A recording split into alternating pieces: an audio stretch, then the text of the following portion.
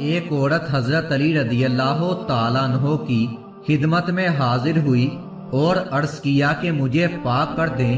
آپ رضی اللہ تعالیٰ عنہ نے اس عورت کی طرف مخاطب ہو کر فرمایا، کس چیز سے پاک کر دوں؟ عورت نے جواب دیا، میں نے زنا کیا ہے اور اب اپنے کیے پر شرمسار ہوں اور آخرت کے عذاب سے ڈرتی ہوں، اور یہ بھی جانتی ہوں کہ دنیا کا عذاب آخرت کے عذاب سے بہتر ہے۔ حضرت علی نے پوچھا کہ تیرا شوہر گھر میں ہے یا سفر پر ہے؟ عورت نے جواب دیا کہ وہ گھر پر موجود ہے۔ حضرت علی رضی اللہ تعالیٰ عنہ نے پوچھا، کیا تو حاملہ ہے یا نہیں؟ اس عورت نے کہا، جی ہاں، میں حمل سے ہوں۔ حضرت علی نے فرمایا، اپنے گھر واپس چلی جاؤ اور جب بچہ پیدا ہو جائے تو تب تم میرے پاس حاضر ہو جانا۔ یہ سن کر عورت اپنے گھر کو واپس چلی گئی۔ حضرت علی رضی اللہ تعالیٰ عنہ نے فرمایا کہ اے میرے پالنے والے، یہ پہلی شہادت ہے جو اس عورت نے اپنے خلاف دی ہے۔ کچھ عرصے بعد جب اس عورت کا بچہ پیدا ہوا تو فارغ ہو کر پھر حضرت علی رضی اللہ تعالیٰ عنہ کی خدمت میں حاضر ہوئی اور عرض کیا، مجھے پاک کر دیجئے۔ حضرت علی رضی اللہ تعالیٰ عنہ نے انجان ہو کر پوچھا کہ کس چیز سے پاک کر دوں؟ عورت نے کہا کہ میں نے زنا کیا ہے، اب میں بچے کی ولادت سے فارغ ہو چکی ہوں، لہٰذا مجھ پر حد جاری کر دیں، کیونکہ آخرت کا عذاب دنیا کے عذاب سے کہیں زیادہ سخت ہے۔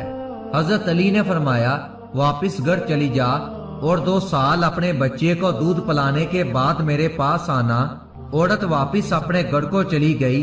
جب عورت چلی گئی تب آپ نے فرمایا، اے میرے پروردگار، یہ دوسری شہادت ہے جو اس عورت نے اپنے خلاف دی ہے۔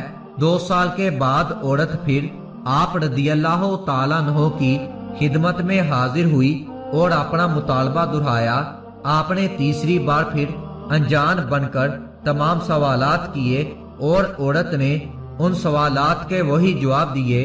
حضرت علی رضی اللہ تعالیٰ عنہ نے فرمایا، جاؤ اور اس بچے کی پرورش کرو حتیٰ کہ وہ اس قابل ہو جائے کہ کوٹھے سے گر نہ پڑے۔ عورت روتی ہوئی واپس اپنے گھر چلی گئی۔ آپ نے فرمایا، اے میرے مالک، یہ اس عورت کی اپنے خلاف تیسری شہادت ہے۔ جب عورت گھر واپس جانے لگی تو راستے میں اسے عمرو بن حدیث ملا۔ اس نے عورت سے معاملہ دریافت کیا اور بچے کو پالنے کا وعدہ کر کے اس عورت کو واپس حضرت علی رضی اللہ تعالیٰ عنہ کی خدمت میں لایا۔ عورت نے پھر اپنا اقرار گناہ کیا اور طہارت کا مطالبہ کیا۔ آپ رضی اللہ تعالیٰ عنہ نے فرمایا، یا الہی، عورت کی 4 گواہیاں پوری ہو چکی ہیں۔ پھر آپ رضی اللہ تعالیٰ عنہ غصے کی حالت میں سرخ ہو گئے۔ عمرو نے عرض کی کہ آپ میرے اس بچے کی کفالت پر ناراض ہیں۔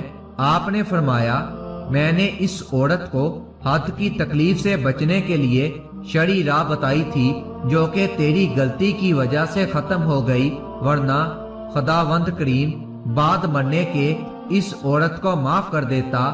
اس کے بعد حضرت علی رضی اللہ تعالیٰ عنہ منبر پر تشریف لائے اور اپنے غلام قمبر سے کہا کہ اذان دو۔ تمام اہل شہر اذان سنتے ہی مسجد میں آ گئے۔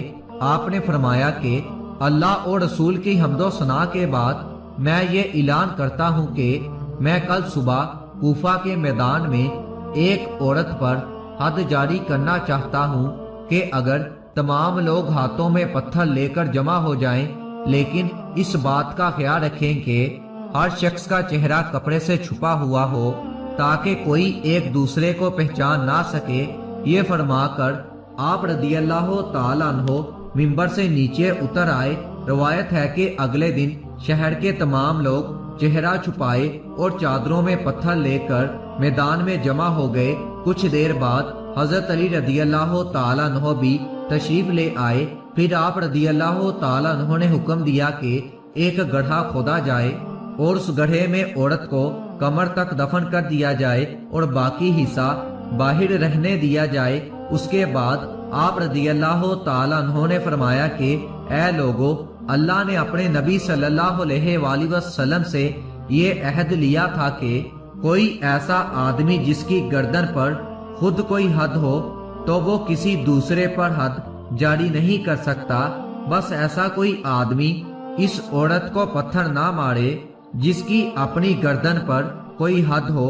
یہ سنتے ہی تمام افراد واپس چلے گئے اور خاندان رسول صلی اللہ علیہ وآلہ وسلم کے 3 افراد جن میں حضرت علی رضی اللہ تعالیٰ عنہ اور آپ کے 2 بیٹے شامل تھے، میدان میں رہ گئے اور انہوں نے ہی حد جاری کی۔